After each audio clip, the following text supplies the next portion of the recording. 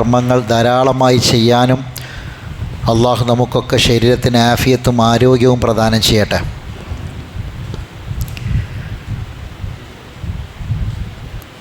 ഖുർആനിൻ്റെ അവതരണ രാത്രിയാണ് ലൈലത്തുൽ ഖദർ. ഇന്നാ അൻസൽനാഹു എന്ന് പറഞ്ഞ അഹു ഖുർആനാണ്. അപ്പം അതിൻ്റെ എല്ലാ പവിത്രതകളും ശ്രേഷ്ഠതയും പ്രതിഫലവും ഒക്കെ ലഭിക്കുന്നത് ഖുർആനുമായി ബന്ധപ്പെടുന്നവർക്കാണ്. ഒരു കാര്യത്തിന് എന്തെങ്കിലും ഗുണങ്ങളും മെച്ചങ്ങളും പ്രത്യേകതയും ഉണ്ടെന്ന് പറഞ്ഞാൽ ആ കാര്യവുമായിട്ട് ബന്ധമുള്ളവർക്കാണത് കിട്ടുക, അല്ലാത്തവർക്ക് കിട്ടൂല. ഇപ്പോൾ ഗവൺമെൻറ് ഒരു വിഭാഗം ആളുകൾക്ക് മാത്രം കുറേ ഓഫറുകൾ പ്രഖ്യാപിക്കുകയാണ്. അപ്പോൾ ഗവൺമെൻറ് പറയുകയാണ് BPL കാർഡ് വേണം. ഇപ്പോൾ BPL കാർഡ് ഉള്ളവർക്ക് അതുള്ളൂ എന്ന് പറഞ്ഞാൽ ആ BPL കാർഡ് എന്ന് പറഞ്ഞാൽ ചെറിയ കാർഡുണ്ടല്ലോ, പുസ്തകം, ബുക്ക്, അത് കയ്യിലുള്ളവർക്ക് എന്ത് കിട്ടുള്ളൂ? ആ ഓഫർ കിട്ടുള്ളൂ അല്ലേ? എല്ലാത്തവർക്ക് കിട്ടുമോ? ഇല്ല. അപ്പോൾ ഖുർആനാകുന്ന ഗ്രന്ഥം കൈകളിലെടുക്കുന്നവർ, ഖുർആനുമായി ബന്ധപ്പെടുന്നവർ, അത് പഠിക്കുന്നവർ, അവർക്കാണ് ലൈലത്തുൽ ഖദറിൻ്റെ ഓഫർ ഉള്ളത് എന്ന് നമ്മൾ മനസ്സിലാക്കുക. അപ്പോൾ നമുക്ക് വളരെ സന്തോഷം ഉണ്ടാകും. അല്ലാഹു സുബ്ഹാനഹു വ തആല ഈ ലൈലത്തുൽ ഖദർ ഇൻഷാ അല്ലാഹ് നമ്മൾ അടുത്ത ക്ലാസ് വരുമ്പോഴേക്ക് നമ്മൾ അവസാനത്തെ 10ലേക്ക് കടക്കും. പിന്നെ ഏതാനും ദിവസങ്ങൾ മാത്രമേ ഉള്ളൂ. അപ്പോൾ അല്ലാഹു തആല പൂർണ്ണമായും അത് നേടിയെടുക്കാനുള്ള സൗഭാഗ്യം നമുക്കൊക്കെ പ്രദാനം ചെയ്യുമാറാവട്ടെ. നമ്മൾ പറഞ്ഞു വരുന്ന കാര്യം മറക്കരുത് എന്ന് അല്ലാഹു പറഞ്ഞ 4 കാര്യങ്ങളെ പറ്റിയാണ്. അതിൽ 2 കാര്യങ്ങൾ പറഞ്ഞു. ഒന്ന്, ദുനിയാവിൻ്റെ നസീബ് മറക്കരുതെന്ന് പറഞ്ഞു. 2, അള്ളാഹുവിൻ്റെ ഫദ്ല് മറക്കരുതെന്ന് പറഞ്ഞു. ഇനി മൂന്നാമത്തേത്, സ്വന്തത്തെ മറക്കുക, അവനവനെ മറക്കുക, സ്വന്തത്തെ മറക്കുക.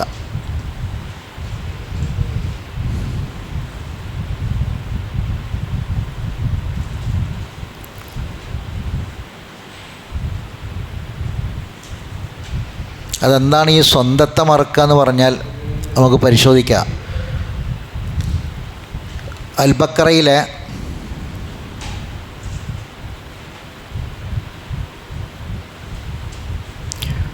40 മുതൽ 46 വരെയുള്ള ആയത്ത്.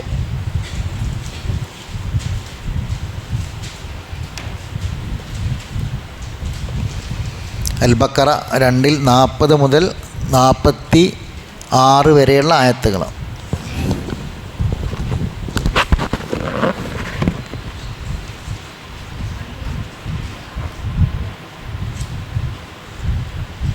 يا بني إسرائيل اذكروا نعمتي التي أنعمت عليكم وأوفوا بعهدي أوف بعهدكم وإياي فارهبون وآمنوا بما أنزلت مصدقا لما معكم ولا تكونوا أول كافر به ولا تشتروا بآياتي ثمنا قليلا وإياي فاتقون ولا تلبسوا الحق بالباطل وتكتموا الحق وأنتم تعلمون وأقيموا الصلاة وآتوا الزكاة واركعوا مع الراكعين أتأمرون الناس بالبر وتنسون أنفسكم وأنتم تتلون الكتاب أفلا تعقلون واستعينوا بالصبر والصلاة وإنها لكبيرة إلا على الخاشعين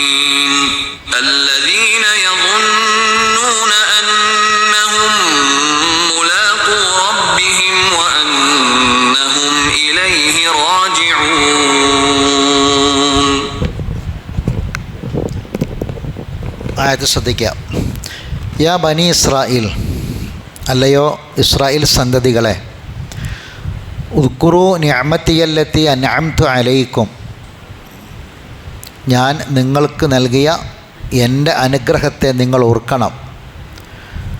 വഔഫു ബി അഹ്ദി, എൻ്റെ കരാറ് നിങ്ങൾ പൂർത്തീകരിക്കണം. ഊഫി ബി അഹദിക്കും, നിങ്ങൾ തമ്മിലുള്ള കരാറും പൂർത്തീകരിക്കണം. വഇയ്യായ ഫർഹബൂൻ, അപ്പോൾ എന്നെ മാത്രം നിങ്ങൾ ഭയപ്പെടുകയും ചെയ്യുക. അപ്പോൾ ഈ കാര്യമായ വിഷയങ്ങൾ പറയുമ്പോഴൊക്കെ ബനി ഇസ്രായേലിനെ കുറിച്ച് പറഞ്ഞ് അവർക്ക് അള്ളാഹു അവരെ നിയമത്ത് ഓർമ്മിപ്പിക്കുക, അല്ലെങ്കിൽ അവരെപ്പോലെ നിങ്ങൾ ആവരുതെന്നൊക്കെ പറയുന്നതിൻ്റെ കാരണം എന്താണെന്നുള്ളത് നമ്മൾ പലവട്ടം വിശദീകരിച്ചതാണ്. ബാക്കി വആമിനു ബിമാ അൻസൽതു, ഞാൻ നിങ്ങൾക്ക് ഇറക്കിയതിൽ നിങ്ങൾ വിശ്വസിക്കുക. മുസദ്ദിഖൽ ഇമാമാക്കും, നിങ്ങളുടെ കൂടെയുള്ളതിനെ സത്യപ്പെടുത്തുന്ന ആ വേദഗ്രന്ഥം. വല തക്കൂനു അവ്വല കാഫിരിൻ ബി, ആദ്യമേ അതിനെ നിഷേധിക്കുന്നവരായി തീരരുത്. വല തഷ്തറു ബി ആയാത്തി സമനം ഖലീല, എൻ്റെ ദൃഷ്ടാന്തങ്ങളെ നിങ്ങൾ തുച്ഛമായ വിലക്ക് വിൽക്കുകയും ചെയ്യരുത്. വഇയ്യായ ഫത്തഖൂൻ, എന്നെ മാത്രം നിങ്ങൾ സൂക്ഷിച്ച് ജീവിക്കുകയും ചെയ്യുക. അപ്പം അവരുടെ അടുക്കലുള്ള വേദഗ്രന്ഥത്തിൽ ഈ ഖുർആനെ സത്യപ്പെടുത്തിക്കൊണ്ടുള്ള കാര്യങ്ങളാണുള്ളത്. അതല്ലാതെ വേറെ എന്തെങ്കിലും ഒരു പുതിയ ഉൾക്കൊള്ളാൻ പറ്റാത്ത കാര്യങ്ങളൊന്നും അല്ല ഉള്ളത്. അതുകൊണ്ട് നിങ്ങളത് വിശ്വസിക്കുക. ആദ്യം തന്നെ അതിനെ നിഷേധിക്കുന്നവരായി മാറരുത്. സത്യം മനസ്സിലാക്കിയിട്ടും തുച്ഛമായ ലാഭത്തിന് വേണ്ടി നിങ്ങളതിനെ കൈയൊഴിയുന്ന അവസ്ഥ ഉണ്ടാവുകയും ചെയ്യരുത്. വലാ തൽബിസുൽ ഹഖ്ഖ ബിൽ ബാത്തിൽ വതക്തുമുൽ ഹഖ്ഖ വഅൻതും തഅലമൂൻ. വലാ തൽബിസുൽ ഹഖ്ഖ ബിൽ ബാത്തിൽ, ഒരിക്കലും നിങ്ങൾ ഹക്കിനെ ബാത്തിലുമായി കൂട്ടിക്കലർത്തരുത്. വതക്തുമുൽ ഹഖ്ഖ വഅൻതും തഅലമൂൻ, നിങ്ങൾക്ക് അറിഞ്ഞുകൊണ്ട് അറിവുള്ളവരായിരിക്കാൻ നിങ്ങൾ ഹക്കിനെ മൂടി വെക്കുകയും ചെയ്യരുത്. എന്താണ് ഹക്ക്, എന്താണ് ബാത്തിൽ?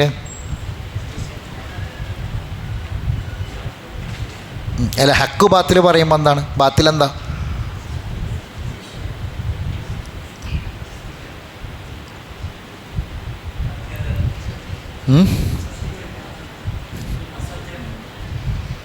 അതാണ് അതിനെ ഖുർആൻ വിശദീകരിച്ചിട്ടാണ് എന്താണ് ഹക്ക്, എന്താണ് ബാത്തിൽ എന്നുള്ളത്. പരിശുദ്ധ ഖുർആനിൽ സൂറത്ത് ഹജ്ജിലും സൂറത്ത് ലുഖ്മാനിലും ഹക്കും ബാത്തിലും എന്താണെന്ന് പറയുന്നുണ്ട്. വ അന്നല്ലാഹ ഹുവൽ ഹക്ക് വ അന്നമാ തദ്ഊന മിൻ ദൂനിഹി ഹുവൽ ബാത്തിൽ. അള്ളാഹുവാണ് ഹക്ക്, അള്ളാഹുവിന് പുറമെ നിങ്ങൾ വിളിച്ചു പ്രാർത്ഥിക്കുന്നത് എന്താണോ അതാണ് ബാത്തിൽ. രണ്ട് സ്ഥലത്തുണ്ട്. അപ്പം ഈ ഹക്കും ബാത്തിലും കൂട്ടിക്കലർത്തരുതെന്ന് പറഞ്ഞാൽ കുറേ അള്ളാഹിനെയും വിളിക്കും, കുറേ അള്ളാഹല്ലാത്തവരെയും വിളിക്കും. ഹക്കും ബാത്തിലും കൂട്ടിക്കലർത്തലതാണ്. അത് മാത്രമല്ല, അതിന് ഒന്നാം സ്ഥാനത്തുള്ളത് അതാണ്. കാരണം എന്താണ്? വതവാസൂ ബിൽ ഹക്ക്, ആ ഹക്ക് ഏതാ? ലാ ഇലാഹ ഇല്ലല്ലാഹ്. ലാ ഇലാഹ ഇല്ലല്ലാഹ് എന്താണ്? അള്ളാഹു മാത്രമാണ് ആരാധനയ്ക്ക് അർഹൻ എന്നാണ്. മനസ്സിലായില്ലേ? ഇപ്പോൾ ലാ ഇലാഹ ഇല്ലല്ലാഹ് അംഗീകരിച്ച ആൾക്കാർ അല്ലാത്തവർക്ക് ഇബാദത്തും ചെയ്യാണ്. അപ്പോൾ ഇവിടെ എന്താ സംഭവിക്കണത്? ഹക്കും ബാത്തിലും കൂടി കൂട്ടിച്ചേർക്കുകയാണ്. അത് ഉണ്ടാകരുത്. വാന്തതല നിങ്ങൾക്ക് ആ കാര്യം പറഞ്ഞ് പഠിപ്പിച്ചു തന്നിട്ടുണ്ട്. അതിൻ്റെ ഇൽമ് നിങ്ങൾക്ക് ഉണ്ടായിരിക്കാൻ നിങ്ങളത് ചെയ്യാൻ പാടില്ല. മനസ്സിലാവും? ബദരീകൾ ആണ്ടയിക്കുന്ന ആൾക്കാർ ചെയ്യണ പണി എന്താ? ഇതാണ്. കാരണം ബദർ എന്തിനായിരുന്നു? ഇപ്പോൾ ലാ ഇലാഹ ഇല്ലല്ലാഹു വഹ്ദ എന്ന് പറഞ്ഞു. വഹദ് എന്താ? വഹദ, അള്ളാഹനെ മാത്രം. ലാ ഇലാഹ ഇല്ലല്ലാഹ് എന്ന് പറഞ്ഞാൽ എന്താ അർത്ഥം? അള്ളാഹു അല്ലാതെ മറ്റാ. പിന്നെ നീ വഹദ കൂട്ടിയത് എന്തിനാ? അവിടെയാണ് പ്രശ്നം. അള്ളാഹനെ എല്ലാ നിലക്കും അംഗീകരിച്ച ആൾക്കാർ അള്ളാഹനെ മാത്രം എന്ന് പറഞ്ഞത് അവർക്ക് പറ്റാതെ പോയി. വൈദ ദുഃഖറല്ലാഹു വഹദ ഇഷ്മഅസ്സത്ത് ഖുലൂബുല്ലദീന, അള്ളാഹനെ മാത്രം പറയപ്പെടുമ്പോൾ അവർക്ക് വല്ലാത്ത പൊറുതിയേടാണ്. സൂറത്ത് സുമറിൽ അള്ളാഹ് പറയുന്നുണ്ട്. അള്ളാഹനെ കൂടെ പണ്ട് ആരെങ്കിലുമൊക്കെ കൂട്ടി രണ്ടാളെ കൂട്ടി പറയുമ്പോഴാണ് എന്ത് ചെയ്യുക? വൈദാഹും യസ്തബിഷിറൂൻ, അവർക്ക് വല്ലാത്ത സന്തോഷമാണ്. അപ്പോൾ ബദരീങ്ങളാണ്ട് എന്നാണ്? റമദാൻ 17 അല്ലേ? ആ, ബദരീങ്ങളെന്നാ? ബദരീങ്ങൾ എന്തായിരുന്നു? എന്താ ബദർ, എന്താ ബദരീങ്ങൾ എന്തിനുണ്ടായിരുന്നു അല്ലേ? അല്ലല്ല, അള്ളാനെ ആരാധിക്കാനുള്ള സ്വാതന്ത്ര്യം അല്ല, അള്ളാനെ മാത്രം. എന്താ കാരണം? അബൂജഹിൽ അള്ളാനെ ആരാധിച്ച ആളല്ലേ അല്ലേ? അബൂജഹിൽ ഹജ്ജ് ചെയ്തിട്ടില്ലേ? ഹജ്ജ് ഇബാദത്തല്ലേ? മക്കത്തെ മുശ്രിക്ക് ഹജ്ജ് ചെയ്തിട്ടില്ലേ? ആ, നബി വരണ മുമ്പ് തന്നെ ഹജ്ജ് ഉണ്ടല്ലോ. കാരണം ഹജ്ജിനെ വിളിച്ചത് ഇബ്രാഹിം നബി അല്ലേ? ലബ്ബൈക്ക് അല്ലാഹുമ്മ ലബ്ബൈക്ക് ലബ്ബൈക്ക് ലാ ശരീക ഇല്ലാ ശരീക ലഹു ലക തംലികു വമാ ലക തൽബിയത്തുല്ലില്ലേ? ആ, ഇബാദത്ത് ചെയ്തിരുന്നു. ഖുറൈശികൾ ആരെ മുന്നിൽ തോൽക്കാത്ത ആൾക്കാരാ. ഖുറൈശികൾ ആരെ മുന്നിൽ തോൽക്കൂല, തോറ്റിട്ട് ചെയ്ത് വരാം. പക്ഷേ അവർക്ക് ഉള്ളിൽ പേടിയുണ്ട്. ഖുറൈശികളെ കൂട്ടത്തിൽ ഖുറൈശികളെ ഭാഗത്ത് ആയിരക്കണക്കിന് ആൾക്കാരുണ്ട്, യുദ്ധസാമഗ്രികളും എല്ലാം ഉണ്ട്. പക്ഷേ അപ്പുറത്ത് പട്ടിണി പാവങ്ങളാണ്, ആരോഗ്യമില്ലാത്തവരാണ്, തിന്നിട്ട് ദിവസങ്ങളായവരാണ്, ഒരു പേന കത്തി പോലും കയ്യിലില്ലാത്തവരാണ്. എണ്ണം ആകെ ഇവരുടെ 1/3 ഉള്ളൂ അതിന്. പക്ഷെ ഉള്ളിൽ എന്നാലും ഓർക്കൊരു പേടിയുണ്ട്. ആർക്ക്? യഥവാലെങ്ങാനും തോറ്റുപോയാൽ ഖുറൈശികളെ മാനം മുഴുവനും പോയല്ലോ. അതൊരു നിർണായക ഘട്ടമാണല്ലോ. ആ സമയത്ത് അബൂജഹൽ എടുക്കാൻ പോയത് കഅബൻ്റെ കില്ല പിടിച്ച് ആരോടെ പ്രാർത്ഥിക്കണത്? അല്ലാഹുമ്മാന്നാ. അവിടെ പ്രശ്നം. എന്നിട്ടും പിന്നെ എന്തുകൊണ്ടാണ് അബൂജഹൽ മുശ്രിക്കായത്? അവിടെ പ്രശ്നം. അബൂജഹൽ അള്ളാഹിനോട് തന്നെ പ്രാർത്ഥിക്കുക, പക്ഷേ ഇടയ്ക്കെന്ത് ചെയ്യും? അള്ളാഹിൻ്റെ കൂടെ ചില ആൾക്കാരും കൂടി ചേർക്കും. അതും അള്ളാഹിനെ മോശാക്കാനൊന്നുമല്ല, അള്ളാഹുവിലേക്ക് അടുപ്പിക്കാനാണ്. മാൻ അഅ്ബുദുഹും ഇല്ലാ ലിയുഖർരിബൂനാ ഇലല്ലാഹി സുൽഫ. അടുപ്പിക്കാൻ വേണ്ടിയിട്ട് അവർ വിളിക്കുക, അള്ളാഹുവിലേക്ക് അടുപ്പിക്കാൻ വേണ്ടി. അതേ പ്രവൃത്തിയാണ് എന്ത് ചെയ്യുന്നത് ഇന്നത്തെ നമ്മുടെ സമൂഹം ചെയ്തുകൊണ്ടിരിക്കുന്നത്. അപ്പോൾ ഇതിൻ്റെ ഒരു വിരോധാഭാസം എന്താണെന്ന് ചോദിച്ചാൽ, അള്ളാഹിനെ മാത്രം വിളിച്ച് പ്രാർത്ഥിക്കാനുള്ള, അള്ളാഹിനോട് വിളിച്ച് പ്രാർത്ഥിക്കാനല്ല, അള്ളാഹിനെ മാത്രം വിളിച്ച് പ്രാർത്ഥിക്കണം, ദുആ ചെയ്യണം എന്ന ആശയത്തിന് വേണ്ടി ബദർ നടത്തിയ ആൾക്കാരെ ബദരീങ്ങൾ ആണ്ടിൻ്റെ വിളിക്കുകയാണ്. അതാണ് എൻ്റെ വിരോധാഭാസം. യാ അഹ്ല ബദറ ശുഹദാ എന്ന് വിളിക്കുകയാണ്. യമൻ ബിഹി ഹല്ലറദ വമൻ ബിഹമ്മിൻ നകിദ കുൽനാദിയൻ മുസ്തൻജിദ യാ അഹ്ല ബദറ ശുഹദ. പ്രതിസന്ധികളുണ്ടോ, പ്രയാസങ്ങളുണ്ടോ, ബുദ്ധിമുട്ടുകളുണ്ടോ, പരീക്ഷണങ്ങൾ ഇറങ്ങിയിട്ടുണ്ടോ, എന്തടങ്ങേറിൽ പെട്ടാലും ഉത്തരം കിട്ടുമെന്ന പ്രതീക്ഷയോടെ ഉറപ്പോടെ വിളിച്ചോളി ബദർ ശുഹദാക്കളെ എന്ന് വിളിച്ചോളി എന്നാണ്. അതാണ് വല്ലാതെ തൽബിസുൽ ഹഖ ബിൽ ബാത്തിൽ എന്നുള്ള പറഞ്ഞത്. ശരി, പിന്നെ വഅഖീമുസ്സലാ വആതുസ് സക്കാ വർക്കഉ, നിസ്കരിക്കുക, സക്കാത്ത് കൊടുക്കുക, റുക്കൂ ചെയ്യുന്നവരുടെ കൂടെ റുക്കൂ ചെയ്യാന്നാണ് ജമാഅത്തായിട്ട് നിസ്കരിക്കുക എന്നർത്ഥം. ആണുങ്ങൾ പള്ളിയിൽ ജമാഅത്തായിട്ട് തന്നെ നിസ്കരിക്കണം. പെരിയിൽ ആണുങ്ങൾക്ക് നിസ്കാരമില്ല. പെരിയിൽ ആണുങ്ങൾക്ക് സുന്നത്ത് നിസ്കാരമേ ഉള്ളൂ, മനസ്സിലായില്ലേ? ഫർദ് നിസ്കാരം എന്തായിരിക്കണം? ജമാഅത്തായിട്ട് പള്ളിയിൽ നിന്ന് നിർവഹിക്കണം. പിന്നെ എന്തെങ്കിലുമൊക്കെ മറ്റ് രോഗങ്ങളോ കാര്യങ്ങളോ എന്തെങ്കിലുമൊക്കെ ഉണ്ടെങ്കിൽ മാത്രം എന്ത് ചെയ്യേണ്ടത്? വീട്ടിൽ നിന്ന് നിസ്കരിക്കേണ്ടത്. ബാക്കിയൊക്കെ പള്ളി ജമാഅത്തായിട്ട് നിസ്കരിക്കണം. വർക്കഉ മഅ റാഖീൻ, അത് സ്ത്രീകൾക്കും ബാധകമാണ്. വീട്ടിലെന്ത് ചെയ്യണം? നിസ്കാരം സ്ത്രീകൾ തന്നെ എന്താകുക? ജമാഅത്തായിട്ട് നിസ്കരിക്കുക. ഒറ്റയ്ക്ക് നിസ്കരിക്കുന്ന സമ്പ്രദായം ഒഴിവാക്കണം. വെറുതെ പ്രത്യേകിച്ച് റമദാൻ മാസം എത്രയോ ഇരട്ടി പ്രതിഫലം കിട്ടുന്ന കാര്യമല്ലേ. വർക്കഉ മഅ റാഖീൻ, റുക്കൂ ചെയ്യുന്നവരെ കൂടെ റുക്കൂ ചെയ്യാന്ന് പറഞ്ഞാൽ ഒരുമിച്ച് നിസ്കരിക്കുക എന്നാണ്. അപ്പോൾ ഒരു വീട്ടിൽ ഇത് പുരുഷന്മാർക്ക് മാത്രമുള്ള സംഭവമല്ല. ഇപ്പോൾ ഒരു പെണ്ണ് ജമാഅത്തിന് പള്ളിയിൽ പോയാൽ എന്തെങ്കിലും പ്രശ്നമുണ്ടോ?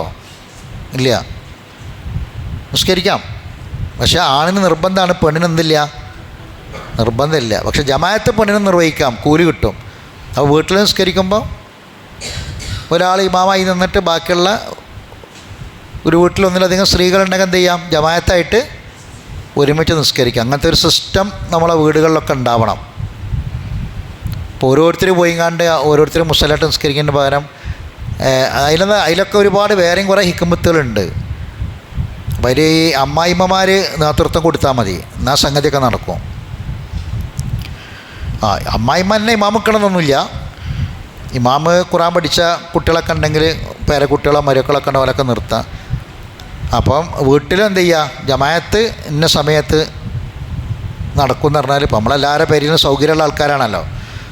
അപ്പോൾ അവിടെ ഒരു റൂം അല്ലെങ്കിൽ ഒരു ഭാഗം എന്തിനു ചെയ്യുക, ഇതിന് വേണ്ടിയിട്ട് 2-3 മുസല്ല ഇട്ടാൽ ആ ഒരു ഭാഗം നിസ്കരിക്കാൻ വേണ്ടി മാത്രമാക്കി വെക്കാം.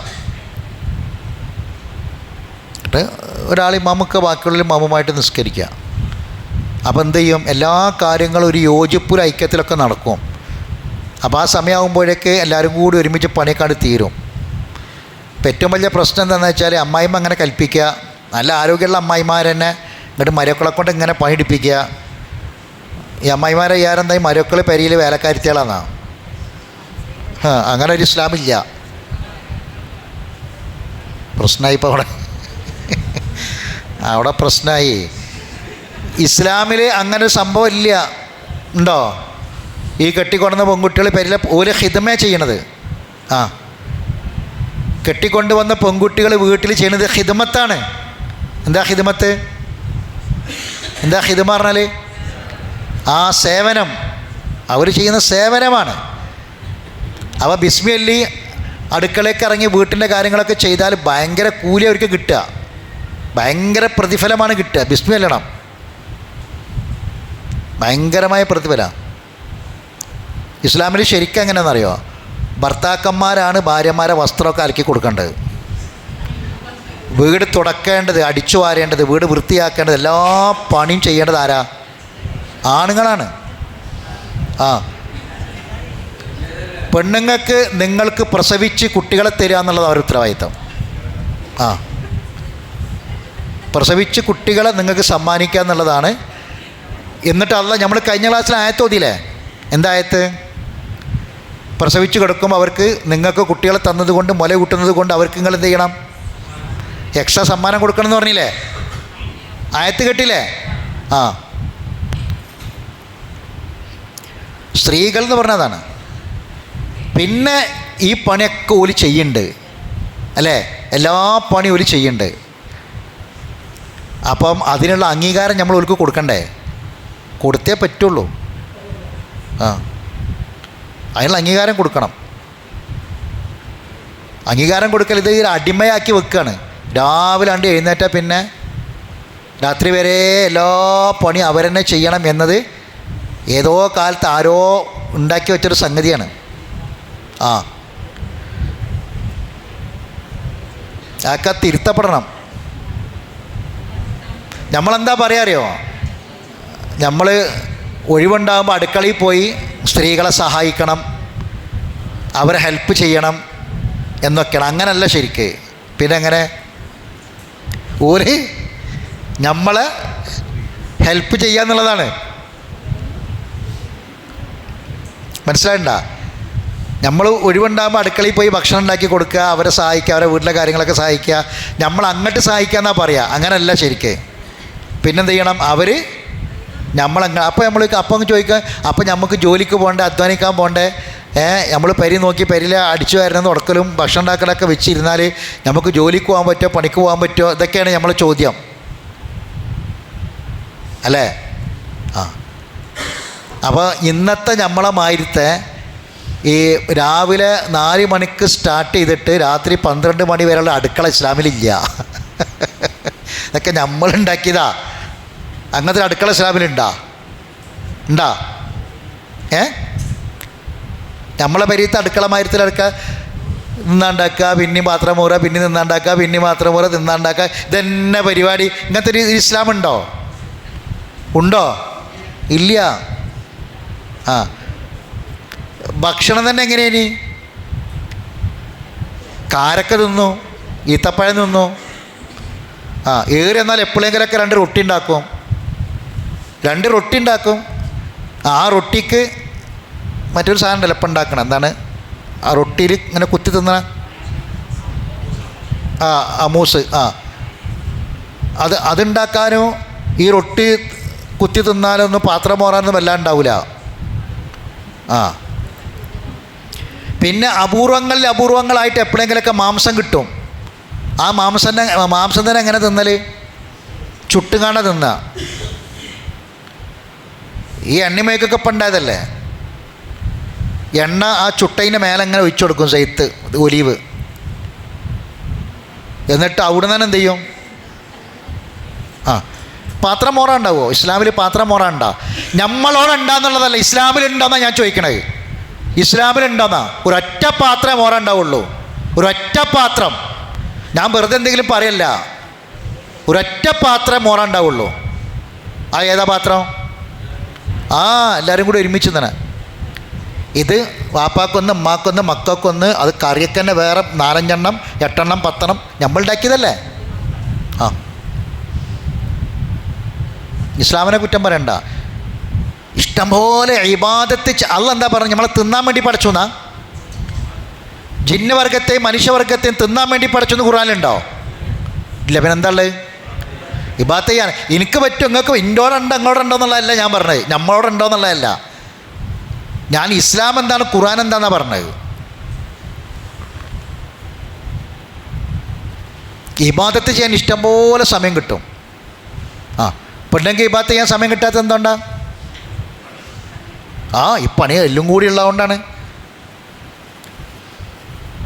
അപ്പോൾ ഇതൊക്കെ നമ്മൾ ഉണ്ടാക്കിയ സംഗതികളാണ് എന്ന് പറഞ്ഞ് നാളെ മുതൽ പെരിയിലൊന്നും തിന്നാണ്ടാക്കണ്ട, നിങ്ങളെല്ലാം കൂടി പോയി ഇന്ന് കട്ടുമ്പോൾ കിടന്നുറങ്ങണ്ട, നാളെ ഇവിടെ അടിയേക്കാരം.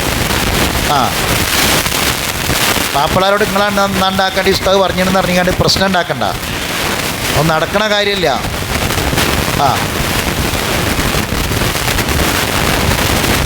നബി സല്ലല്ലാഹു അലൈഹി വസല്ലമ ആടിനെ കറക്കും. ഇപ്പോൾ കേട്ടില്ലേ? ആടിനെ കറക്കലാരാ? എന്നിട്ട് പാല് കുടിക്കാൻ വേണ്ടി അങ്ങോട്ട് കൊണ്ടുപോയി കൊടുക്കും.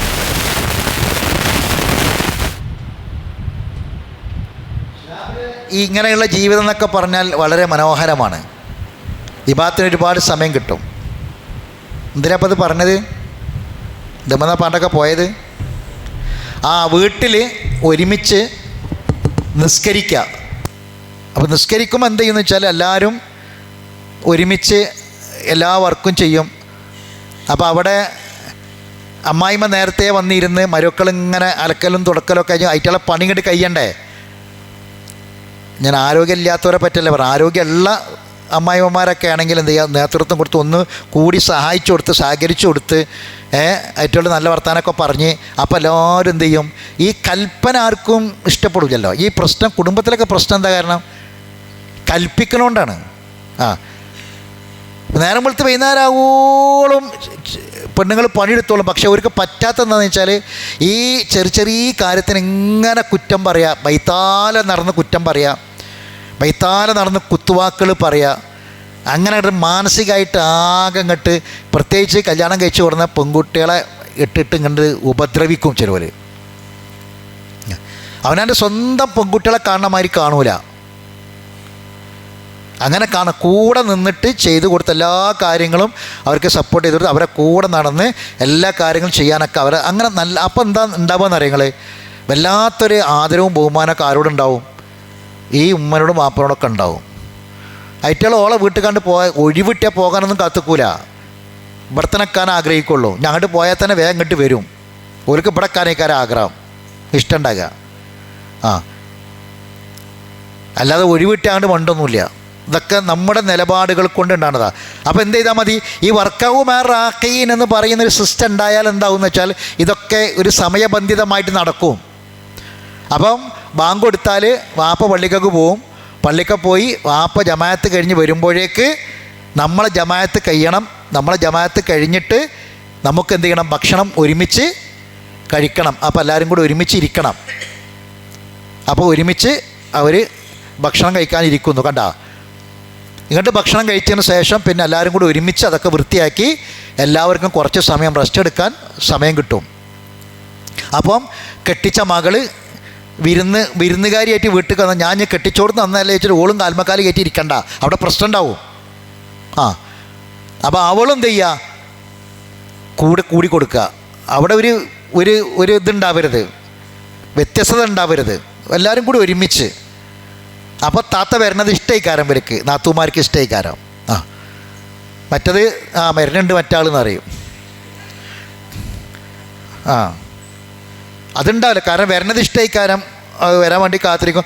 അങ്ങനത്തെ ഒരു നല്ലൊരു സ്വഭാവം, നല്ലൊരു പെരുമാറ്റം ഉണ്ടായാൽ ആ താത്താനെയും കുട്ടികളൊക്കെ ഭയങ്കര ഇക്കാരം ഇവർക്ക് ഇഷ്ടമായിക്കാരം. ഇതെന്താണെന്ന് വെച്ചാൽ നമ്മളെ ഉണ്ടാക്കി വെച്ച ഒരു തരം ജീവിത രീതി ഉണ്ട്. അത് വളരെ വൃത്തികെട്ടതാണ്. പല വീടുകളിൽ നടക്കുന്നതാണ്. ഒരാൾ ഭരിക്കുക, മറ്റുള്ളവരൊക്കെ ഓലെ കീഴിൽ, പിന്നെ ഇതൊക്കെ അവരുടെ ഉത്തരവാദിത്തം നമ്മളെ ഉത്തരവാദിത്തമല്ല, ഇതൊന്നും നമ്മൾ ചെയ്യേണ്ടതല്ല, ഇതൊക്കെ ഓല് ചെയ്യേണ്ടതാണ്. ഇങ്ങനെയുള്ളൊരു കാഴ്ചപ്പാടുകളൊക്കെ ഉണ്ടാകുമ്പോഴാണ് ഈ വീട്ടിൽ പ്രശ്നങ്ങളൊക്കെ ഉണ്ടാകുക. അപ്പോൾ അതിനൊക്കെ ഏറ്റവും നല്ലത് എന്താണെന്ന് വെച്ചാൽ ഒരു പ്ലാനിങ് ഉണ്ടാക്കിയാൽ ഇത് കഴിഞ്ഞ് പിന്നെ എല്ലാവരും കുറച്ച് നേരം വിശ്രമിച്ച് കുറച്ച് നേരം പിന്നെ അസർ വരെ ഉറങ്ങാനുള്ള സമയമല്ല, ഉറക്കേണ്ട സമയം എപ്പോഴാണ്? സുന്നത്തായ ഉറക്ക് ലൂറിന് മുമ്പാണ്. നല്ല ഉന്മേഷക്കാരൻ ഒന്ന് അങ്ങനെ സിസ്റ്റങ്ങൾ കൊണ്ടുവന്ന് നോക്കേണ്ടി. സുബഹിക്ക് ശേഷം ഉറങ്ങാതെ സുബഹിക്ക് ശേഷം തുടങ്ങിയ കാര്യങ്ങളൊക്കെ ചെയ്ത് വല്ലാത്തൊരു ബർക്കത്തുള്ള സമയമാണ്. ആ സമയത്ത് എല്ലാ കാര്യങ്ങളും ചെയ്ത് ചായയുടെയൊക്കെ കഴിഞ്ഞ് ഒരു 11 മണിയാകുമ്പോഴത്തേന് ഉച്ചക്കുള്ള ഭക്ഷണമൊക്കെ റെഡിയാക്കിയിട്ട് കുളിച്ച് വൃത്തിയായി വന്നിട്ട് ഒരു 11 മുതൽ 12 മണി വരെ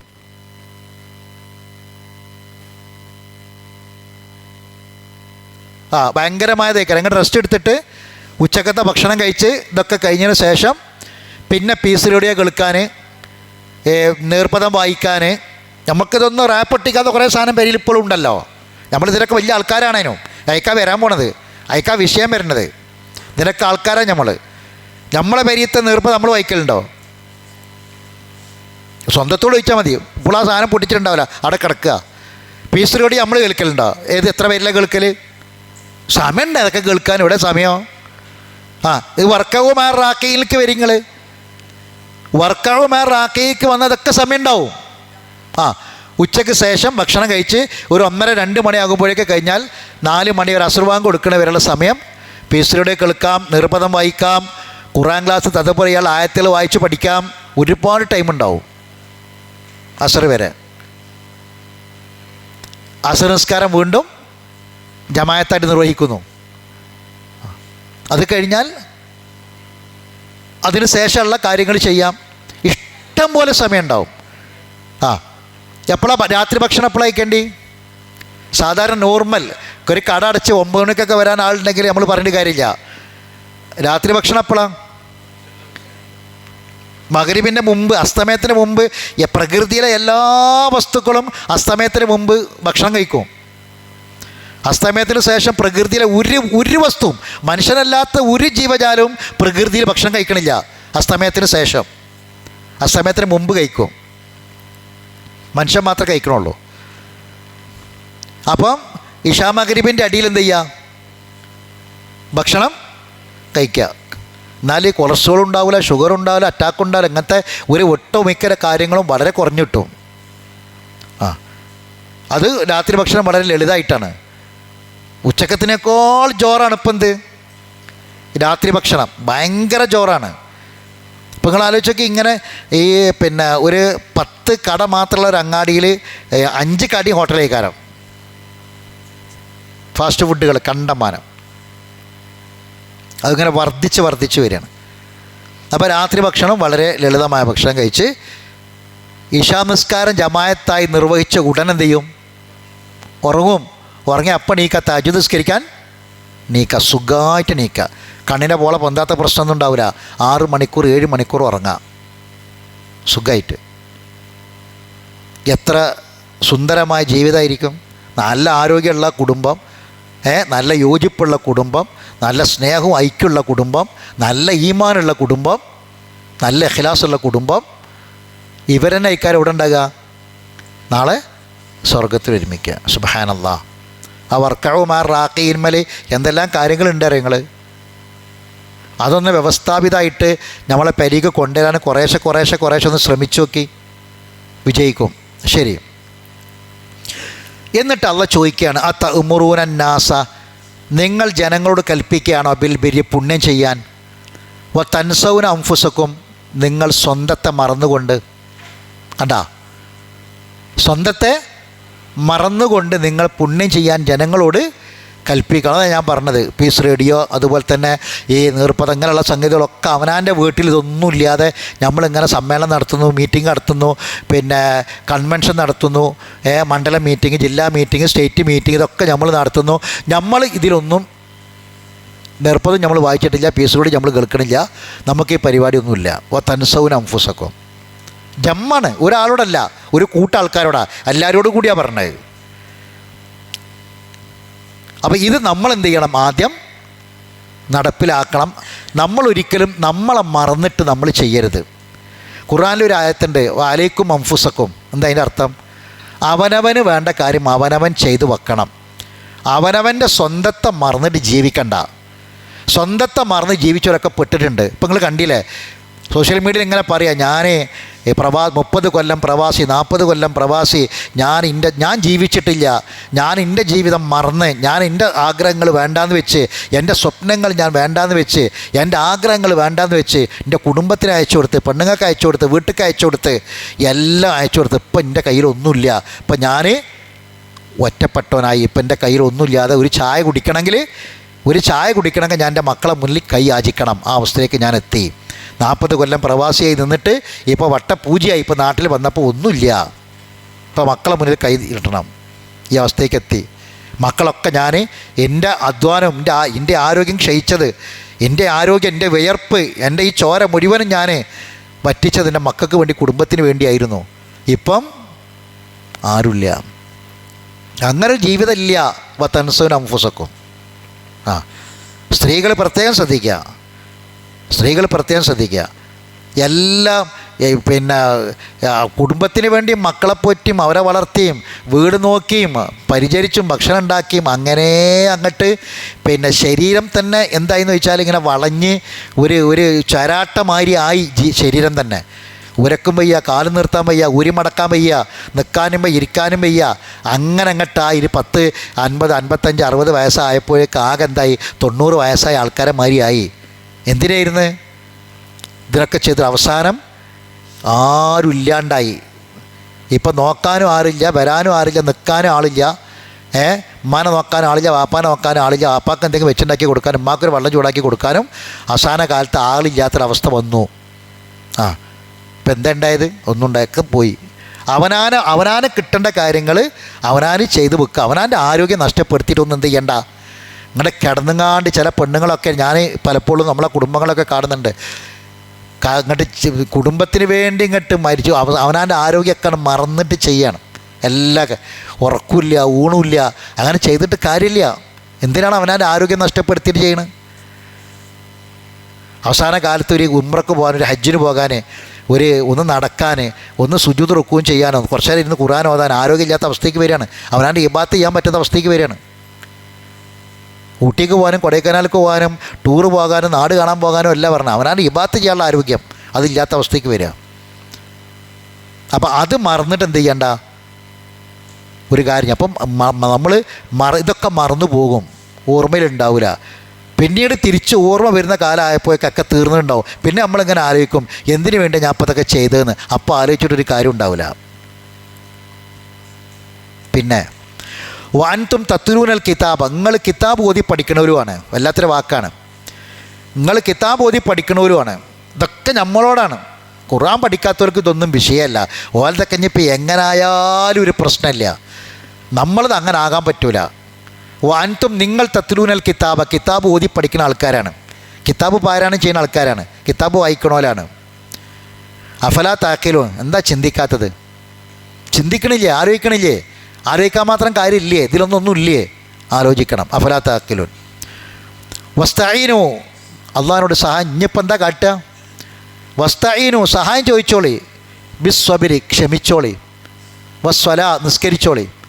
നിസ്കാരവും ക്ഷമയും മുഖേന അള്ളാഹുവിനോട് സഹായം ചോദിക്കുകയും.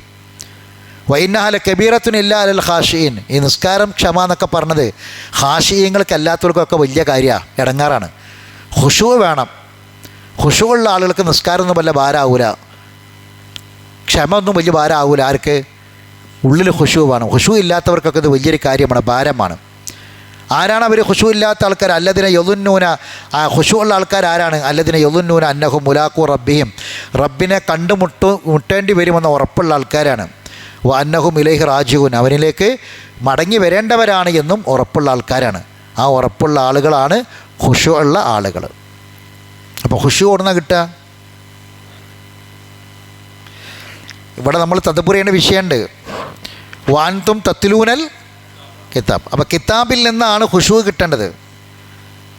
ഖദ് അഫ്ലഹൽ മുഅ്മിനൂൻ അല്ലദീന ഹും ഫീ സ്വലാത്തിഹിം ഖാശിഊൻ വസ്തഈനു ബിസ്സബ്രി വസ്സലാ വഇന്നഹാ ലകബീറത്തുൻ ഇല്ലാ അലൽ ഖാശിഈൻ. അപ്പോൾ നിസ്കാരത്തിൻ്റെ ഖുശൂ വളരെ പ്രധാനമാണ്. അപ്പോൾ നിസ്കാരത്തിലെ ഖുശൂ ആർക്കാ കിട്ടുക? അപ്പോൾ വലിയൊരു പരാതി എന്താ? നിസ്കാരത്തിൽ ഖുശൂ കിട്ടണില്ല എന്നുള്ളത്. നിസ്കാരത്തിൽ ഖുശൂ കിട്ടാൻ എന്താ ചെയ്യേണ്ടി? ഖുർആൻ പഠിക്കണം. ഖുർആനിലെ ആയത്തുകൾ പഠിക്കണം, അർത്ഥം അറിയണം, സൂറത്തിൻ്റെ അർത്ഥങ്ങൾ അറിയണം. അത് അർത്ഥം അറിയുകയാണെങ്കിൽ മനസ്സ് മാറിപ്പോകൂല, ചിന്ത മാറിപ്പോകൂല, നിസ്കാരത്തിൽ നല്ല ഖുശൂ കിട്ടും. എപ്പോഴാണ് മാറിപ്പോവുക? നമ്മളൊരു കാര്യത്തിൽ നമ്മൾ സജീവമായിട്ടുണ്ടെങ്കിൽ നമ്മളെ മനസ്സ് വേറൊരു കാര്യത്തിലേക്ക് പോവോ? ഇല്ല. അപ്പോൾ അവിടെ ഓതുന്ന ആയത്തിൻ്റെ അർത്ഥം നമുക്ക് അറിയുകയാണെങ്കിൽ, അതിനെപ്പറ്റി ചിന്തിച്ച് നിൽക്കുകയാണെങ്കിൽ അവിടെ നമുക്ക് നിസ്കാരത്തിൽ ഖുശൂ കിട്ടും, സബാത്തും കിട്ടും, മാറിപ്പോകൂല. അപ്പോൾ ഏറ്റവും പ്രധാനം തത്ലൂനൽ കിതാബ എന്നുള്ളത് തന്നെയാണ്, ഗ്രന്ഥം വായിച്ച് പഠിക്കുന്നത്. അപ്പോൾ അതിൽ കിട്ടുന്ന ആയത്തുകൾ, അതുപോലെ തന്നെ നിസ്കാരത്തിലെ ദിക്റുകൾ, ദുആകൾ, ഇതൊക്കെ തന്നെ അതൊക്കെ എന്താണ് എന്ന് മനസ്സിലാക്കിയിട്ട് ചെയ്താൽ മതി. അപ്പോൾ നമുക്ക് ഖുശൂ ഉണ്ടാകും, അതൊരു ഭാരമായി മാറൂല. ഇൻഷാ അല്ലാഹ് ബാക്കി കാര്യങ്ങൾ അടുത്ത ക്ലാസ്സിൽ നമുക്ക് വിശദീകരിക്കാം. അവസാനത്തെ 10ലേക്ക് നമ്മൾ കടക്കുകയാണ്. വളരെ ശ്രദ്ധയോടെ, ജാഗ്രതയോടെ പരമാവധി ഉപയോഗപ്പെടുത്താൻ ശ്രമിക്കുക. അടുത്ത റമദാനിലേക്കൊക്കെ നമുക്ക് ആയുസ് ഉണ്ടാകുമോ, ആരോഗ്യം ഉണ്ടാകുമോ എന്നൊന്നും അറിയാൻ പറ്റില്ല. നമ്മുടെ സാഹചര്യങ്ങളൊക്കെ എന്താകുമെന്നൊന്നും അറിയാൻ പറ്റില്ല. കിട്ടുന്ന ഈ അവസരം പരമാവധി ഉപയോഗപ്പെടുത്തുക. അള്ളാഹു നമ്മെ അനുഗ്രഹിക്കുമാറാവട്ടെ. അറിവില്ലായ്മ കൊണ്ട് വന്നുപോയ തെറ്റുകുറ്റങ്ങൾ അള്ളാഹു വിട്ടുപുറത്ത് മാഫാക്കി തരട്ടെ. മരണപ്പെട്ടവർക്ക് അള്ളാഹു മഗ്ഫിറത്തും റഹ്മത്തും പ്രദാനം ചെയ്യട്ടെ. ബാക്കിയുള്ള ദിനരാത്രങ്ങളിൽ ഇബാദത്തുകൾ കൊണ്ട് ധന്യമാക്കാൻ ശരീരത്തിന് ആഫിയത്തും ആരോഗ്യം അള്ളാഹു പ്രദാനം ചെയ്യുമാറാവട്ടെ. അള്ളാഹു സുബ്ഹാനഹു വ തആല നമ്മുടെയൊക്കെ എല്ലാ നല്ല ഉദ്ദേശങ്ങളും നിറവേറ്റി തരട്ടെ. തെറ്റുകുറ്റങ്ങളും പോരായ്മകളും റഹ്മാനായ റബ്ബ് വിട്ടുപുറത്ത് മാഫാക്കി തരട്ടെ. റബ്ബനാ തഖബ്ബൽ മിന്നാ ഇന്നക അന്ത സമീഉൽ അലീം വതുബ് അലൈനാ ഇന്നക അന്ത തവ്വാബുർ റഹീം വആഖിറു ദഅവാനാ അനിൽ ഹംദുലില്ലാഹി റബ്ബിൽ ആലമീൻ സുബ്ഹാനക അല്ലാഹുമ്മ ബിഹംദിക അഷ്ഹദു അൻ ലാ ഇലാഹ ഇല്ലാ അൻത അസ്തഗ്ഫിറുക വഅതൂബു ഇലൈക്.